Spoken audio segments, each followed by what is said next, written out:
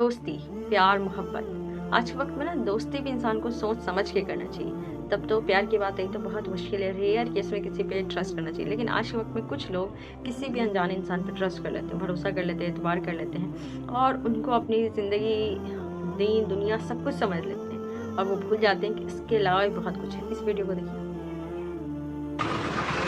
अरे आपा, तुम्हारा नाम क्या है? क्यों? आपका नाम क्या है? रोशनी। रोशनी। कहाँ रहते हो आप? क्यों? आप कहाँ रहते हो? यही केनल। आपके पापा का नाम क्या है? असमुद्दीन। नहीं, वो लड़का कौन था? दोस्त। दोस्त ऐसे होते दोस्त? गबला बनाते हो दोस्त ना? इस तरह गले मिलते हो? वीडियो में देखने ये दोस्त तो दोस्त होते हैं। ऐसे दोस्त नहीं होते। इतना सारा तुम्हारे पर्ची चलते, तुम्हारे को खबर नहीं पड़ती? तुम व्हाट्सअप नहीं यूज करते हो? आप व्हाट्सअप नहीं यूज करते हो? जी।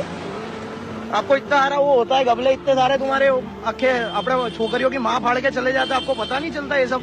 क्या गबले दोस्त ना रखो, इस तरह गले मिलते हो आप ना? वो भी इधर ही अपने जुआपुरा में। वीडियो में देखने के भाई पूछ रहे कि वो कौन था, तो बोली दोस्त। तो दोस्त होता है तो देखिए, अगर हम लोग इवन भी हम लोग भी स्कूल कॉलेज गए हैं, हम लोग भी बहुत सारी लड़की को देखा है कॉलेज में अपने बॉयफ्रेंड से मिलती है, लेकिन इस तरह से किसी भी पब्लिक प्लेस पे बिल्कुल नहीं करती है। मिलती भी एक तहजीब से मिलती है। मतलब इस तरह के जो लोग आपकी पब्लिक प्लेस में इज्जत ना करे, उसको वो आपको अकेले में क्या इज्जत देगा?